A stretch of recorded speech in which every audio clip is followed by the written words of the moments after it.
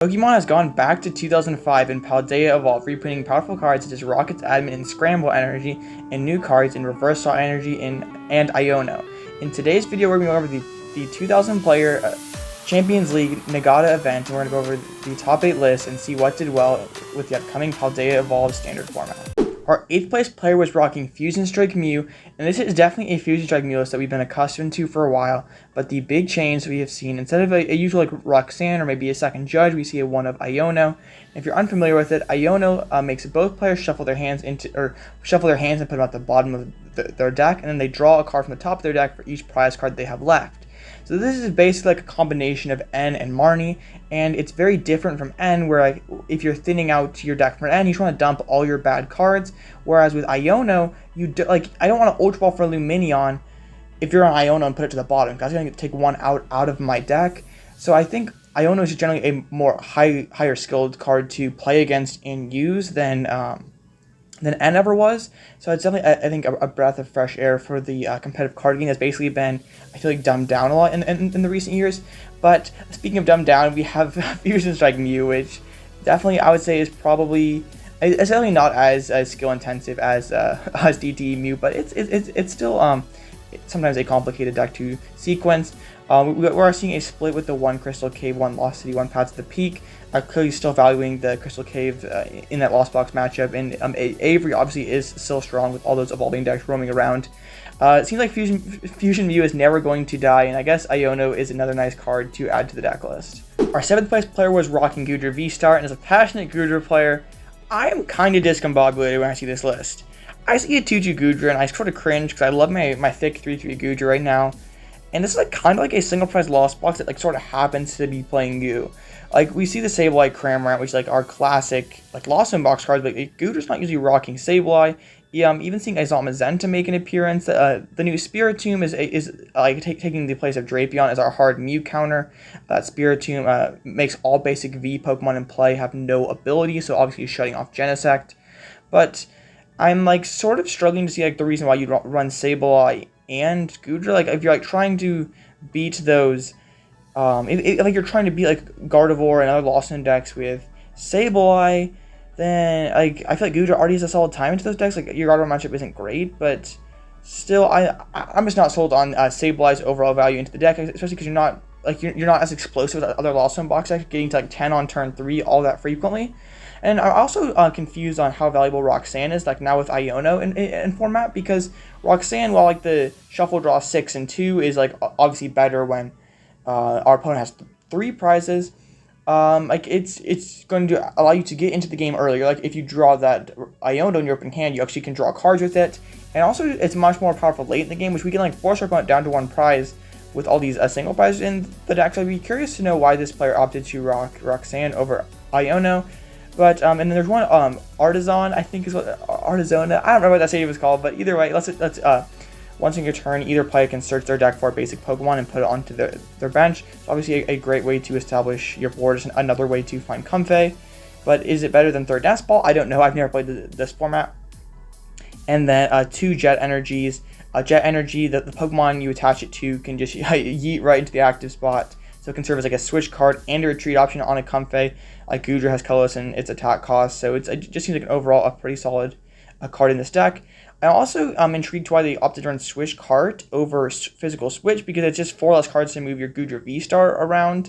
So I definitely have a lot of questions about this list, but as a Goodra player, I'm happy to see it performing well in the upcoming format. Our first Gardevoir took 6th place, and we see one of those controversial cards recently, that Drifloon. No Champions Festival to be found in this one, but it is using that Drifloon that does more damage for each damage counters on it. But no Charm of Courage or Champions Festival, so I wonder how truly valuable that Drifloon is. We do see 3 Ionos. I think that card is just pretty awesome in this deck, like where we saw Judge before, because Iono's just better in the early games for being able to draw 6, and Gardevoir does sometimes fall behind while it sets up, so we don't necessarily, like, it's going to just get stronger as the game goes on. So I think that card's just overall pretty awesome in Gardevoir. And then also Reversal Energy is really cool because it only counts for 1 colorless when our opponent when we are ahead on prizes, but if our opponent is ahead of us, it counts for 3 of any type of energies on an evolved Pokemon. So it makes our Gardevoir from shielding range have an even higher damage ceiling. So it's not necessarily super worthwhile to play in a terribly high count because it's not gonna be live for most of the game or even that often. But it's just like the sheer value is like smashing it on a Gardevoir just to OHKO anything just seems pretty solid. So I definitely think the Gardevoir is one of the biggest winners from Paldea Evolved, and yeah, we'll see shortly. But Gardevoir definitely was a very big winner. The 5th place deck was a single strike Lugia, and this is definitely something we've become accustomed to in the previous formats. I do remember seeing that people were rocking colorless Lugia in Japan, none to be seen in the top 8 of this Champions League tournament. One card that we have not seen in standard Lugia, though, is Tower of Darkness. Having an extra way to push into the deck and draw cards is definitely interesting. I know there's a lot of Mesa Goza seems to be a pretty controversial card. So Tower of Darkness is definitely an interesting direction to go. One kind of crazy card I think is pretty cool is that Luxray, and if we are behind on prizes, we can put it onto our bench, but only if we're behind on prizes. You don't have to evolve it up or anything, and then you can smash that reversal energy on it and be able to one-shot an opposing Lugia V-Star.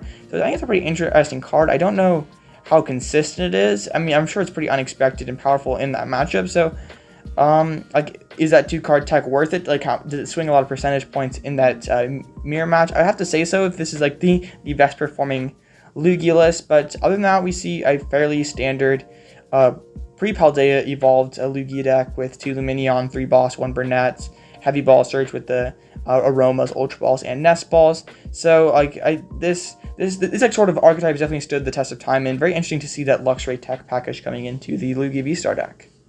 Our first semi-finalist was playing Arceus, Giratina, Flying Pikachu. So we just saw this deck come off a huge win in Portland, and it's still performing well in the Paldea Evolved meta. I'm not a big fan of Flying Pikachu just like after rotation, because I like Parasol or Espeon. I just feel like he just gets bullied by Sableye and it's not really that effective in the Lost Zone box matchup. But we do see one Iono, which I think is a lot more reasonable in Arceus than Roxanne ever was. And then like it is eating into the Judge kind of slightly. Like we usually see like those 4 Judge. So I wonder if, as the format evolves, pun intended, if we will see like a heavier Iono to Judge split or some more Ionos. We are seeing the 2 Charon's Care that sort of has become popular as just being able to tank with the RC is just very good into those Lost Zone box matchups. Capturing Aroma sort of makes me cringe. I guess it's just like extra way to find your guys, but like, is it necessary? Just feels kind of unnecessary in my opinion. The energy split is kind of scuffed, but when you're playing Flying Pikachu, it is what it is. Like 2 Lightning for just the 1 Flying Pika is a bit excessive. I guess you do have plenty of colorless in your attack costs. Nice to see Cleansing Glove coming over as a way to one-shot Gardey with your Giratina, and of course the mighty Squovet has to be making an appearance. It wouldn't be a top 4 complete without a Squovet. So pretty cool to see Arctina still doing well. Flying Pikachu is cringe, but it is what it is. Our other semifinalist and the lone Lost Box player in top 8. This is pretty much just, I guess it's like kind of turbo, like only 1 vacuum though, but like no Kyogre. So it's just like plain gate Lost Zone box, I guess is how I would describe it. We do see that Luxray coming in again, so clearly, I mean, I guess it is a 1 prize way to one-shot Lugia. Lost Zone box can be falling behind a lot of the time, so makes a lot of sense in this deck. Just 1 Mirage Gate can charge it up, pretty good. 1 Jet Energy certainly seems nice as another switching card, and then one of those Artisan Stadiums to just help us set up, which has definitely seemed to been fairly popular in these successful Lost Zone box decks. So I guess there's not really a whole lot to talk about. Like, this isn't like terribly exciting, a ton of new cards in this deck, like just the Luxray to say I beat Lugia, and then other than that, we're just being a pretty plain boring Lost Zone box deck. No Kyogre, no Turbo, but I guess it just wins, and that's okay, I guess. I told you Gardevoir was a winner here. Our second place deck is Gardevoir EX. This one is slightly different from the first one that we saw, and we see one of the Mirage Step Carly is coming in, which I think is sort of interesting. Like, I've never really cared for that card much in my Gardey decks, but maybe with Iono, being able to put your opponent back by taking an extra turn of setup might be worth it. I'm still playing 3 Candies despite that one Kirlia. We are seeing the Drifloon, but no Charm or Festival, which kind of interesting. We are seeing a Cresselia, which I do like. I think that's a pretty cool card in the deck. But like 4 Ionos, I think is awesome. Like no research, like just 4 Ionos, all the traits from your Curlias, Worker, and Xenia. So I guess we can say this is like the true 2005 throwback deck. We have the Rockets Admin, we have the Xenia's Resolve, aka Steven's Advice, and we have the Scramble Energy. I mean Reversal Energy. So it's pretty funny to see like all these old cards are new again, but I think it's also funny how a stage, like everyone cries and complains about wanting a dominant stage 2 deck, and then stage 2 decks, when there is finally a good stage 2 deck, everyone counters the crap out of it, so it's not viable anymore. I'm talking about Portland, but I think after Paldea Evolved, Gardevoir is going to become the best deck in format. And then our first place deck is Surprise Gardevoir EX. So this is just, I think this is pretty simplistic, pretty good. It's like sort of, I'd say a little more basic, like there's a lot less like weird cards like Xenia or the other Curlia. Like this just seems simple and good. Like this is how I feel like I would have rocked the deck if I were playing in this format in Japan. And I've already pretty much touched on all of these cards.